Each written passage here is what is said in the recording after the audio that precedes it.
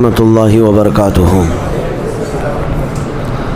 الحمد للہ وکفا وسلام علی حبیبہ المصطفیٰ، اما بعد فاعوذ باللہ من الشیطان الرجیم، بسم اللہ الرحمن الرحیم۔ ان اللہ وملائکتہ یصلون علی النبی یا ایہا الذین آمنوا صلوا علیہ وسلموا تسلیما۔ اللہم صل علی سیدنا محمد معدن الجود والکرم وآلہ واصحابہ الکرام وابنہ الکریم وبارک وسلم صلاة دائمة سرمدا ابدا بحمدہ تعالی وبکرم مصطفیٰ صلی اللہ تعالی علیہ وسلم۔ آج کی شب میں قرآن عظیم کے 28 پارے مکمل ہو چکے۔ اللہ کریم بقیہ 2 پاروں کی تلاوت بھی ہمیں تجوید سے پڑھنے اور آپ کو سماعت کرنے کی توفیق عطا فرمائے۔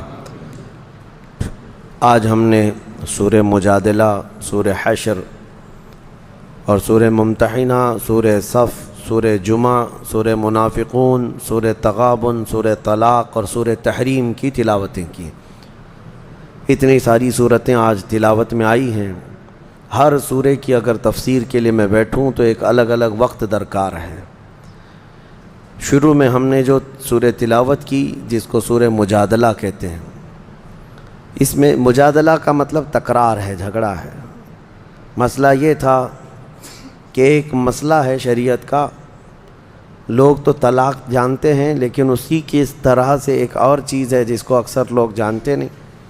ہاں، اہل علم جانتے ہیں اور جو دینی معلومات رکھتے ہیں انہیں پتہ ہے وہ کیا مسئلہ ہے۔ ایک صحابیہ ہیں، عمر دراز ہو چکی تھیں، ان کے شوہر نے آپسی بحث میں، تکرار میں ان کو اپنی ماں کی طرح کہہ دیا۔ اپنی ماں کی طرح کہنا اپنی بیوی کو، یہ کیا مسئلہ ہے؟ تو وہ بارگاہ رسالت مآب صلی اللہ علیہ وسلم میں روتی ہوئی آئیں، کہا کہ میرے لیے اب کیا حکم ہے بتائیں، میرے شوہر نے مجھے اس طرح سے کہا ہے، یہ جملہ کہا ہے۔ نبی پاک صلی اللہ تعالیٰ علیہ وسلم خاموش تھے۔ اکثر اس وقت ہوتا ایسا کہ اللہ کے حبیب صلی اللہ علیہ وسلم قرآن کے اترنے کا انتظار کرتے ہیں کہ اللہ تعالیٰ کی آیتیں آ جائیں، وحی آ جائے، تاکہ وہ قیامت تک کے لیے لوگوں کے لیے حل ہو جائے۔ تو وہی رب تبارک و تعالیٰ نے آیتیں نازل فرما دی۔ قد سمع اللہ قول التی تجادلک فی زوجہا وتشتکی الی اللہ۔ اللہ تعالیٰ نے سن لیا اس عورت کی جو آپ سے بحث کر رہی ہے۔ وہ بحث کیا کر رہی تھی؟ صحابیہ بار بار پوچھ رہی تھی کہ میرا مسئلہ بتاؤ، میرا مسئلہ بتاؤ، اور اللہ کی بارگاہ میں وہ شکایت یہ کر رہی تھی کہ اللہ میرا فیصلہ کر دے جلد سے۔ اللہ فرماتا ہے واللہ یسمع تحاورکما۔ ان دونوں کی جو کنورسیشن ہے شوہر اور بیوی کی، یا پھر یہاں پر نبی پاک صلی اللہ علیہ وسلم کی اور جو صحابیہ تھیں ان کے متعلق قرآن میں اللہ فرماتا ہے کہ اللہ سن رہا ہے جو کچھ بھی وہ بحث ہو رہی۔ اب مسئلہ بیان فرماتا ہے رب تعالیٰ، الذین یظاہرون منکم من نسائہم ما ہن امہاتہم، انہم یعنی جن لوگوں نے زہار کیا اپنی بیویوں سے۔ زہار، اس کو طلاق کی بہن کا نام ہے۔ یہ طلاق میں مرد نے اپنی بیوی کو کہہ دیا کہ آج سے تو مجھ سے آزاد ہے، یا میں نے تجھے طلاق دے دیا، یہ الفاظ ادا کیا تو بیوی اس کے نکاح سے نکل گئی۔ طلاق کی بھی قسمیں ہیں بہت ساری۔ ایک طلاق دیا تو اس کو رجوع کر سکتا ہے، یعنی واپس لوٹا سکتا ہے، اس کے لیے نکاح وغیرہ کی ضرورت نہیں ہے۔ اور اگر 3 طلاق دیتا ہے تو وہ مکمل اس کے نکاح سے خارج ہو گئی۔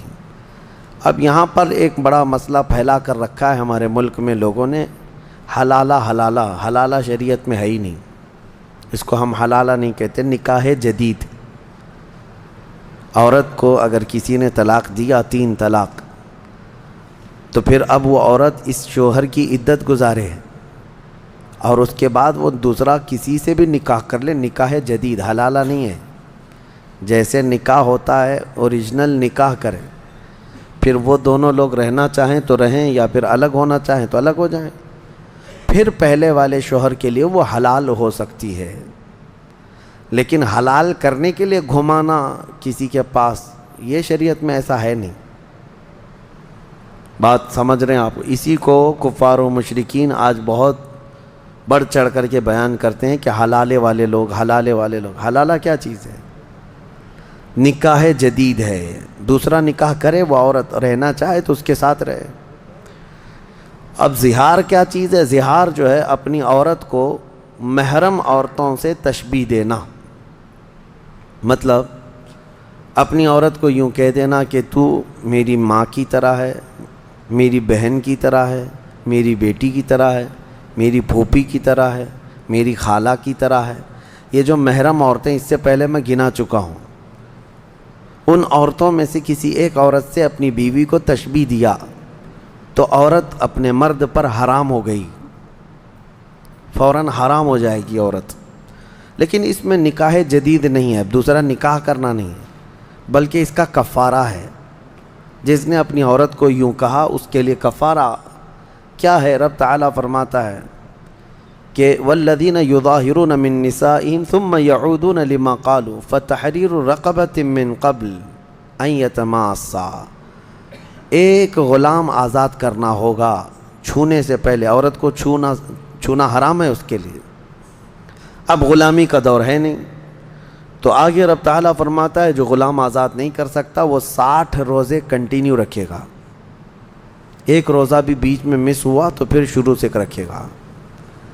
فمن لم یجد فصیام الشہرین متتابعین، کنٹینیو 60 روزے، اور جس سے یہ بھی نہ ہو سکے پھر وہ 60 مسکینوں کو کھانا کھلائے گا، تب جا کر کے بیوی اس کی حلال ہوگی، اس سے پہلے اس کے لیے بیوی حلال نہیں ہے۔ یہ مسئلہ سخت ہے، اس کو ہمیشہ یاد رکھیں۔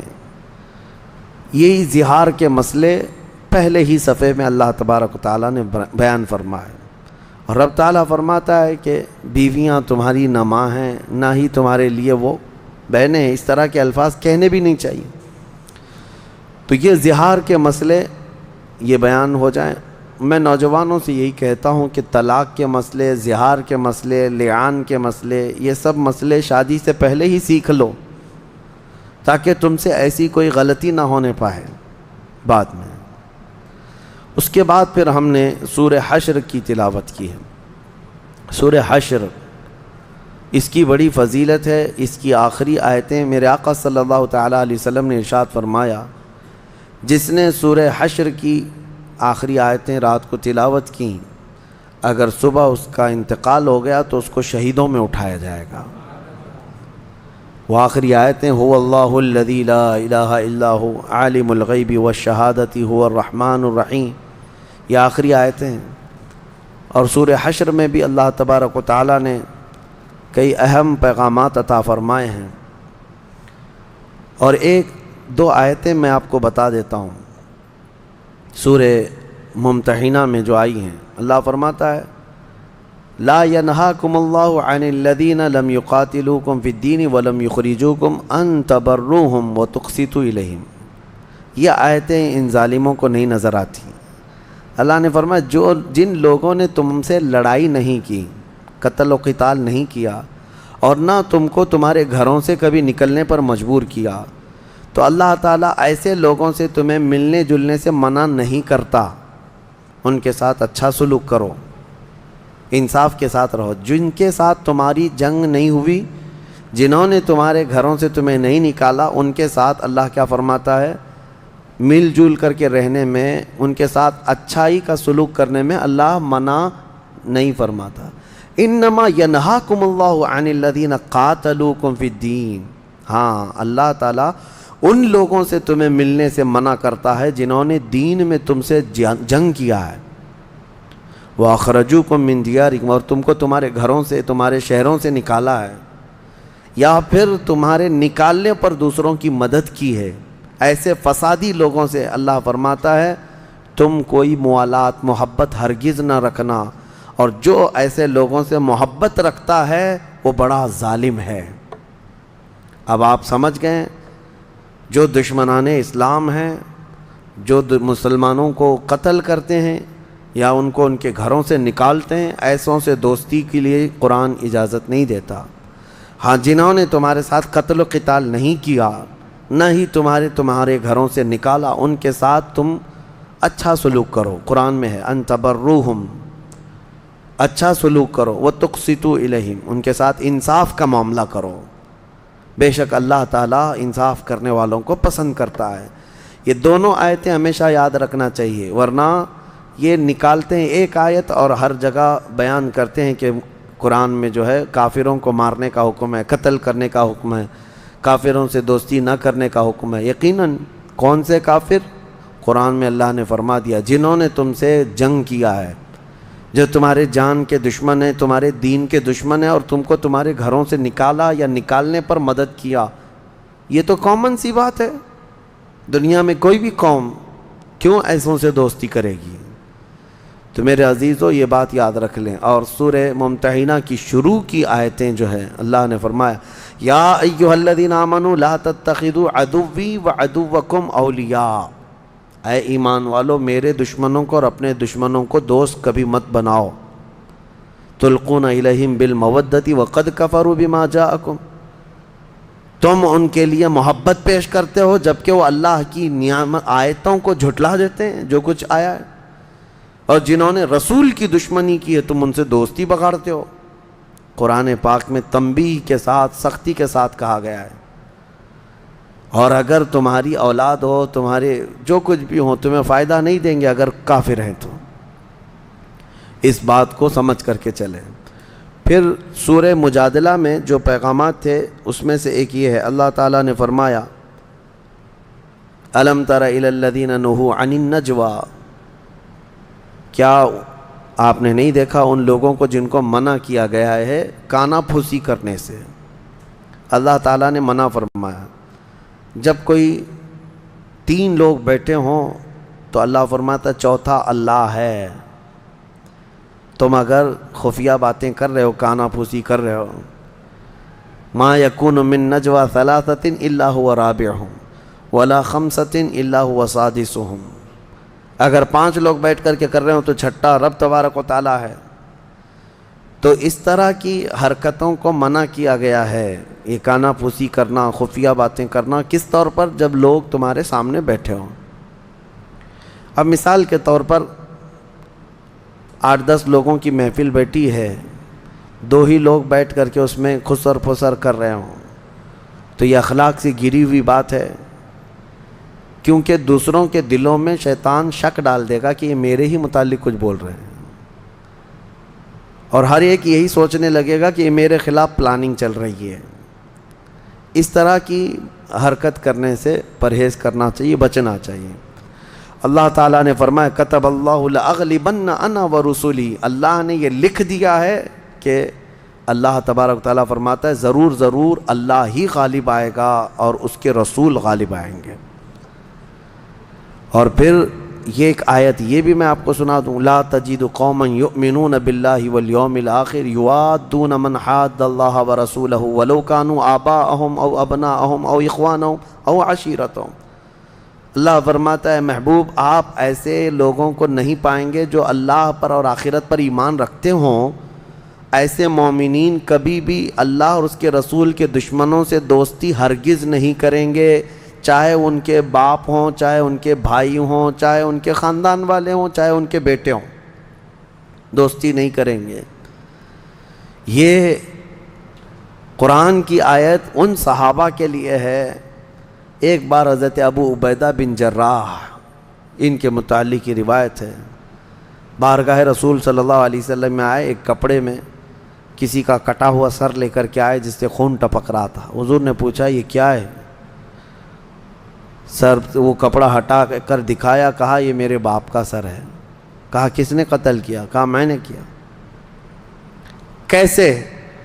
انہوں نے کہا کہ حضور بہت برداشت کیا، جب جب میں گھر جاتا تھا یہ آپ کو گالیاں دیتا تھا، ہر بار یہ آپ کو گالیاں دیتا، اور میں اس کو بارہا سمجھاتا کہ جو کوسنا ہے، جو بولنا ہے مجھے بول، میرے مصطفیٰ کی شان میں کوئی جملہ نہ کہنا، لیکن یہ مجھے جلانے کے لیے ہمیشہ آپ کی شان میں بری بری باتیں کہتا۔ آج میں شکار سے واپس آ رہا تھا، اپنے معمول کے مطابق یہ مجھے بولنے کی بجائے آپ کی شان میں گندی گالیاں دینے شروع کیا. مجھ سے برداشت نہ ہوا اور میں نے تلوار اٹھائی اور چلا دیا, گردن کٹ گئی.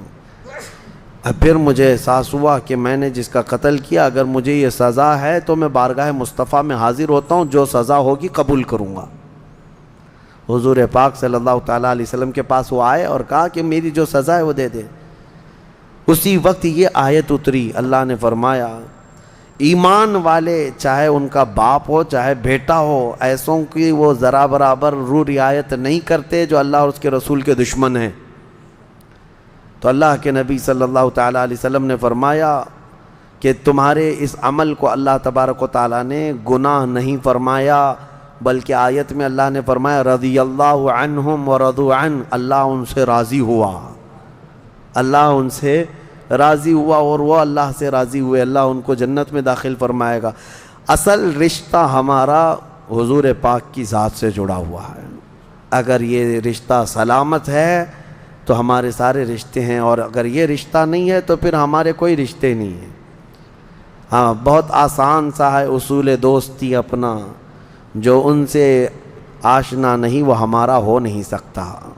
جو نبی پاک صلی اللہ تعالیٰ علیہ وسلم کا نہیں ہے وہ پھر وہ ہمارا نہیں ہو سکتا.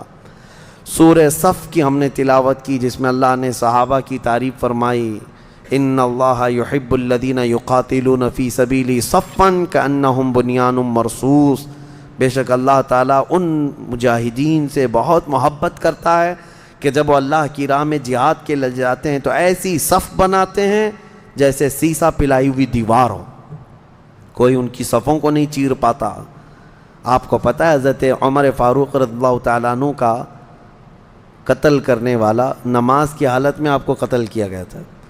آپ فجر کی نماز پڑھا رہے تھے, ایک رکعت ہو چکی تھی, اور حضرت عمر فاروق رضی اللہ تعالیٰ عنہ کو ابو لولو مجوسی پیچھے سے آ کر ایسا وار کیا تھا کہ حضرت عمر فاروق رضی اللہ تعالیٰ عنہ کی پیٹھ سے وہ زخم سینے کی طرف آیا اور آپ مصلے پر گر گئے. لیکن یہ جو صحابہ مسجد نبوی میں نماز پڑھ رہے تھے, کسی نے نماز نہیں توڑی. حضرت عمر فاروق رضی اللہ تعالیٰ عنہ جب مصلے کے کنارے گر گئے تو حضرت عبد الرحمن بن عوف رضی اللہ تعالیٰ عنہ آگے بڑھے اور ایک رکعت انہوں نے کمپلیٹ کرائی. یہ نہیں کہ بھگدڑ مچ گئی. خلیفہ وقت 10 سال جنہوں نے خلافت کیا ہے حضرت عمر فاروق, امیر المومنین شہید ہو چکے یا مصلے پر گر چکے, بھگدڑ مچ گئی انہیں. پیچھے سے حضرت ابن عوف آگے بڑھے, انہوں نے نماز کمپلیٹ کرائی ایک رکعت, اور سلام پھیرنے کے بعد جس نے قتل کیا تھا اس کو ڈھونڈنا ہی تو تھا. لیکن میں جس وجہ سے یہ واقعہ عرض کر رہا ہوں کہ وہ مسجد سے باہر جا ہی نہ سکا. کیوں؟ صحابہ کی صفیں اتنی مضبوط ہوتی تھی کہ کسی صف کو وہ پھلان ہی نہیں سکا. انہی صفوں کی تعریف میں اللہ نے فرمایا یہ اللہ کے رسول کے غلام صحابہ مجاہدین ایسی صف بناتے ہیں جیسے سیسا پلائی ہوئی دیوار ہے. کوئی اس میں سیسا پلائی ہوئی دیوار کا مطلب یہ ہوتا ہے کہ اس میں سوراخ بھی کرو تو سوراخ نہیں ہوتا. سیسے والی دیوار میں, سیمنٹ کی دیوار میں سوراخ تو ہو جاتا ہے, سیسے کی دیوار میں ہوتا بھی نہیں, بڑا مشکل ہے. تو صحابہ کی صفوں کی اللہ نے تعریف فرمائی. آج ہماری صفیں کہاں ہیں؟ اللہ ہمیں وحدت صفوف عطا فرمائے, یعنی صفیں اللہ تعالی ہمیں متحد رکھنے کی توفیق عطا فرمائے. اور حدیث پاک ہے جس نے صف کو توڑا اللہ اسے توڑ دے گا. من قطع صفا قطع اللہ, جو صف کو قطع کرتا ہے. صف توڑنے کا مطلب یہ ہے کہ نمازوں میں بھی اگر آپ نے کشادگی رکھی جس کو فرجہ کہتے ہیں, اسی لیے سنت ہے میرے آقا صلی اللہ علیہ وسلم کی, جب بھی جماعت کے لیے کھڑے ہوتے نماز کے لیے حضور رکعت باندھنے سے پہلے صحابہ سے کہتے استووا واعتدلوا, سیدھے ہو جاؤ, برابر ہو کر کھڑے ہو جاؤ, استقیموا, کندھے سے کندھا ملا لو. یہ تاکید کر کے پھر جماعت شروع کرتے. میرے آقا کی سنت تھی یہ. کیوں؟ اس لیے کہ فرمایا گیا جب دو لوگوں کے بیچ میں گیپ ہوتا ہے, جگہ خالی ہوتی ہے, تو وہاں شیطان داخل ہو کر دونوں کے دلوں میں وسوسے ڈالتا ہے. صفوں کو مضبوط کرنا ضروری ہے. پھر سورہ جمعہ کی ہم نے تلاوت کی ہے. سورہ جمعہ میں اللہ تعالیٰ نے یہودیوں کے عالموں کی ایک صفت بیان کی. مثل الذین حملوا التوراۃ ثم لم يحملوها کمثل الحمار يحمل اسفارا. یہ تورات کے عالم جو ہیں ان کا حال تو ایسی ہے کہ کتاب تو پوری ان کو یاد رہتی ہے لیکن عمل نہیں کرتے. وہ ایسی ہے جیسے گدھے کے اوپر کتابیں رکھی ہوں. گدھے کے اوپر بہت ساری کتابیں رکھ دی ہو تو گدھا علامہ نہیں بن جاتا, گدھا مولانا نہیں بن جاتا. گدھے کے اوپر بخاری شریف رکھ دو, مسلم شریف رکھ دو, ترمذی شریف رکھ دو, کیا بڑا مولانا بن جائے گا گدھا؟ بس یہ ہے کہ وہ کتابیں اٹھایا ہوا ہے.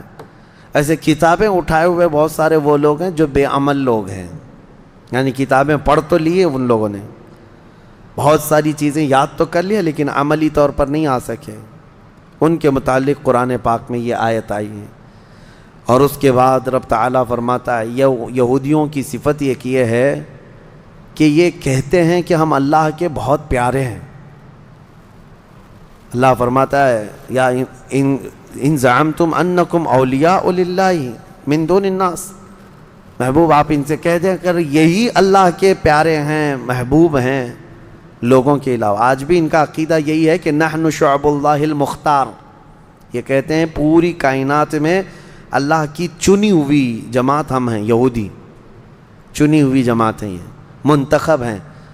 تو اللہ تعالیٰ نے ان کو چیلنج کے طور پر کیا فرمایا, اگر یہ اللہ کے پیارے ہیں جیسا کہ ان کا گمان ہے تو محبوب آپ ان سے کہہ دیں موت کی تمنا کریں اللہ سے ملنے کے لیے. فَتَمَنَّوُا الْمَوْتِ إِن كُنتُمْ صَادِقِينَ, اگر سچے ہو تو موت کی تمنا کرو. کیونکہ اللہ نے ایسی چیز کا ان کو چیلنج دیا جو یہودی چاہتے ہی نہیں, یہودی مرنا ہی نہیں چاہتے. ان کے ہاں سلام بھی کرتے ہیں تو 1000 سال, یہ کہتے ہیں بھائی تم 1000 سال جیو, وہ اس کو بولتا ہے تو بھی 1000 سال جیے. اور قرآن میں ہے اگر اللہ ان کو 1000 سال کی عمر بھی دے دے, لو یعمر 1000 سنۃ, اگر ان کو 1000 سال کی بھی عمر دے دی جائے تو بھی ان کا پیٹ نہیں بھرتا, یہ اور جینا چاہتے ہیں. آج یہ پوری ایڑی چوٹی کا زور لگا کر کے بیٹھے ہیں کہ کسی طرح سے ہم موت پر کنٹرول حاصل کر لیں, موت ہمارے ہاتھ میں آ جائے, پھر جو ہے دوسروں کو مارتے رہیں گے اور ہم زندہ ہی رہ جائیں گے. یہ جینے کے بہت بڑے حریص ہیں اور اللہ نے ان کو چیلنج کے طور پر فرمایا اگر تم کہتے ہو کہ اللہ کے سچے دوست تم ہی ہو تو موت کی تمنا کرو. قرآن میں خود رب تعالیٰ نے جواب دیا وَلَن يَتَمَنَّوْهُ أَبَدًا وَلَا يَتَمَنَّوْنَهُ أَبَدًا بِمَا قَدَّمَتْ أَيْدِيهِمْ. اے محبوب یہ ہرگز تمنا نہیں کریں گے موت کی, پوچھ کے دیکھ لیں ان کو, کیونکہ ان کی کرتوت ایسی ہیں کہ یہ مرنا ہی نہیں چاہتے. واللہ علیم بالظالمین, اللہ فرماتا ہے اللہ ظلم کرنے والوں کو جانتا ہے. لیکن میرے عزیزو, امت محمدیہ کے جو مومنین ہیں یہ موت سے ڈرتے نہیں, بلکہ ہمارا ایک لقب ہے زمانے میں کفن بردوش. کفن بردوش کا مطلب ہے کہ یہ اپنے کندھے پر کفن لے کر چلنے والی قوم ہے, اسے موت سے خوف نہیں ہے. اسی کو تو اقبال نے کہا تھا کہ انگریز پورے مسلمانوں کو دیکھ کر کے ایک بات کہتے تھے, یہ فاقہ کش موت سے ڈرتا نہیں, ذرا روح محمدی اس کے بدن سے نکال دو. انگریز یہ کہتے تھے روح محمدی اس کے بدن میں ہے اور یہ مرنے سے ڈرتا ہی نہیں ہے. ہمیں موت سے ڈر اسی لیے نہیں ہے کہ حقیقت میں ہم اللہ اس کے رسول سے محبت کرتے ہیں اور یقین ہے ہمیں کہ ہم جائیں گے قبر میں تو تنہا نہیں, میرے مصطفیٰ کا دیدار ہوگا انشاءاللہ. نبی پاک صلی اللہ تعالیٰ علیہ وسلم کو دیکھنے کے لیے جا رہے ہیں. اسی لیے شاعر نے کہا ہے شب گور بھی اسی گل سے ملاقات کی رات, یعنی یہ قبر کی جو رات ہے اسی گل سے ملنے کے لیے, اسی پھول سے ملنے کے لیے ہی تو جا رہے ہیں. اسی لیے سج کر سنور کر کے جاتے ہیں.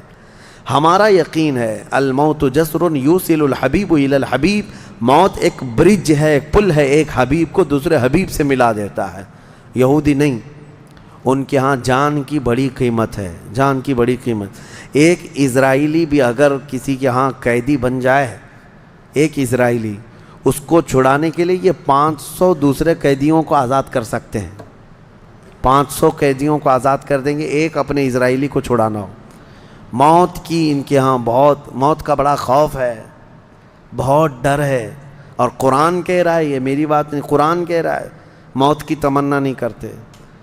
اسی لیے آج کے زمانے میں بھی یہ جن قوموں سے ڈرے ہوئے ہیں وہ مختصر سی جماعتیں ہیں, ان کے مقابل میں ہے نہیں. لیکن حماس سے, فلسطین کے, ایران سے, ان سب سے اتنے وہ خوفزدہ ہیں. چھوٹی چھوٹی جماعتیں ہیں ان کے ہاں، اور ان کے پاس تو سپر پاور طاقتیں ہیں، پوری دنیا کو ہتھیار بیچ کر کے جنگوں میں مبتلا کر رکھا ہے اس اسرائیل نے، پوری دنیا کو سپلائی کرتے ہیں، ان کے پاس ہائی لیول کے ڈیفنس ہتھیار موجود ہیں، سب ہو کر کے بھی ڈرتے اتنے۔ ان کے ہاں بنک ہیں بہت سارے، یعنی جب کوئی میزائل داغا جائے تو یہ سیف ہونے کے لیے انڈر گراؤنڈ چلے جاتے ہیں، وہاں سیف انہوں نے کمرے بنا رکھے ہیں کہ اس پر میزائل کا اثر نہیں ہوگا۔ پورے ملک میں ہے 1 کروڑ کی آبادی، لیکن خوف اتنا طاری ہے، خوف اتنا طاری، مرنا نہیں چاہتے۔ اور اسی کو سورہ جمعہ میں رب تعالیٰ نے فرمایا کہ اگر یہ جو دعویٰ کرتے ہیں کہ دنیا میں اللہ کی پسندیدہ قوم یہی ہیں، تو پھر ان سے کہیں کہ مرنے کی تمنا کریں، پھر اللہ کے پاس جانا ہے نا۔ ہر محبوب چاہتا ہے اپنے محبوب کے پاس جائے، ہر محب چاہتا ہے اپنے محبوب کے پاس جائے۔ میرے عزیزو، اللہ کریم نے اسی سورہ جمعہ میں یہ بھی حکم نازل فرمایا، یا اے ایمان والو، جب نماز کے لیے بلایا جائے تو دوڑ پڑو۔ اذا نودی للصلاۃ من یوم الجمعۃ فاسعوا الی ذکر اللہ، جب جمعہ کی اذان ہو جائے تو خرید و فروخت چھوڑ دو اور دوڑو اللہ کی طرف سے۔ جمعہ کی اذان کے بعد خرید و فروخت کرنا حرام ہے، حرام ہے، دکانیں کھول کر مت بیٹھے رہو۔ جمعہ کی اذان ہو گئی، وذروا البیع، اللہ نے فرمایا چھوڑ دو، خرید و فروخت وغیرہ ساری چیزیں چھوڑ دو، جمعہ کی اذان ہو چکی ہے، تمہیں بلایا گیا بھی، دوڑنا ضروری ہے۔ دوڑنے کا مطلب اللہ کے ذکر کی طرف آ جاؤ۔ یہاں تو جمعہ کے لیے لوگ خطبے کے بعد انتظار کرتے رہتے، امام صاحب نماز کے لیے کھڑے ہو جائیں گے تو گھر سے نکلیں گے ہم۔ خطبہ بھی تمہارے لیے جمعہ کے واجبات میں سے ہے، اس میں ضروری ہے۔ بہرحال اللہ کریم نے اس میں سورہ جمعہ میں جمعہ کی نماز کے لیے فوراً اپنے ہاں سے نکلنے کا حکم فرمایا۔ صحابہ کا حال بھی یہی تھا۔ اور اس کے بعد اللہ فرماتا ہے جب نماز مکمل ہو جائے تو پھیل جاؤ زمین پر اور اللہ کا رزق تلاش کرو، بے شک اللہ تبارک و تعالیٰ بہترین رزق دینے والا ہے۔ منافقوں کے لیے بھی ایک پوری سورہ آئی ہے، سورۃ المنافقون، اور اللہ نے فرمایا اے محبوب جب آپ کے پاس منافق آئیں اور یوں کہیں گے نشہد انک رسول اللہ، وہ کہیں گے ہم گواہی دیتے ہیں آپ اللہ کے رسول ہیں، واللہ یشہد ان المنافقین لکاذبون، محبوب اللہ گواہی دیتا ہے کہ یہ منافق جھوٹ بولتے ہیں۔ وہ آپ کے سامنے آ کر کہتے ہیں کہ آپ اللہ کے رسول ہیں، لیکن اللہ گواہی دیتا ہے کہ یہ جھوٹ بولتے ہیں۔ آپ کو میں ایک بات بتاؤں، ایک جہاد میں حضور صلی اللہ تعالیٰ علیہ وسلم کے صحابہ سب گئے تھے، اس میں منافقین بھی اس وقت شامل ہو جاتے تھے۔ عبداللہ بن ابی جو منافقوں کا سردار ہے، جو جنگ احد میں 300 لوگوں کو لے کر الگ ہو گیا تھا، ایک غزوے سے واپس آ رہے تھے تو ایک کنویں پر صحابہ میں آپس میں تکرار ہو گئی، یعنی مہاجر صحابی تھے ایک اور ایک مدینے کے تھے، تو مدینے والے اور مکہ والے ان دونوں میں پانی کو نکالنے میں کوئی تکرار ہو گئی۔ تو وہ جو عبداللہ بن ابی تھا اس نے دیکھا اور کہا ان کی بہت ہو گئی ہے، مدینے میں آ کر کے اب یہ مدینے والوں پر قبضہ کر لیے، اور اب تو اتنی ہمت ہو گئی کہ مدینے والوں کے ساتھ لڑائیاں بھی کرنے لگ گئے۔ تو عبداللہ بن ابی نے بھڑکایا، انصار کو جا کر کے بھڑکا رہا تھا کہ یہ مکہ سے ہجرت کر کے آئے اور دیکھو اب تمہارے لوگوں کو مارنے لگ گئے ہیں، یہ جھگڑنے لگ گئے ہیں۔ اور اس کے بعد اس نے باتوں میں یہ کہا کہ اب ہم مدینے جائیں گے تو ہم عزت والے لوگ وہاں جتنے ذلیل ہیں سب کو ہم نکالیں گے۔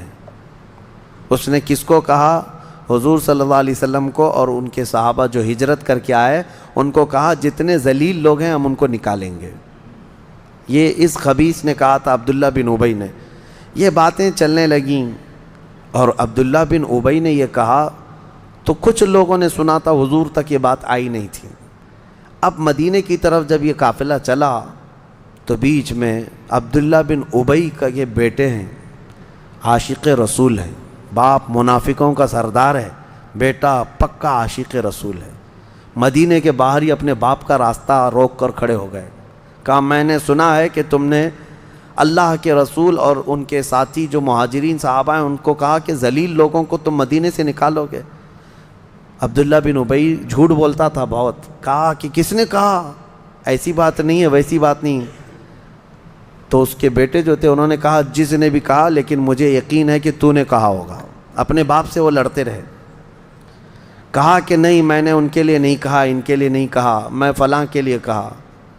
وہ ضد پر کھڑے تھے کہ میں اس وقت تک تجھے مدینے میں داخل ہونے نہیں دوں گا. اپنے باپ کو، مدینہ قریب ہے، اپنے باپ سے کہتے ہیں میں اس وقت تک مدینے میں داخل ہونے نہیں دوں گا جب تک تم اعلاناً یہ نہیں کہو گے کہ تم ذلیل ہو اور رسول اللہ عزت والے ہیں. جب تک تم یہ اعلان کے ساتھ نہیں کہو گے.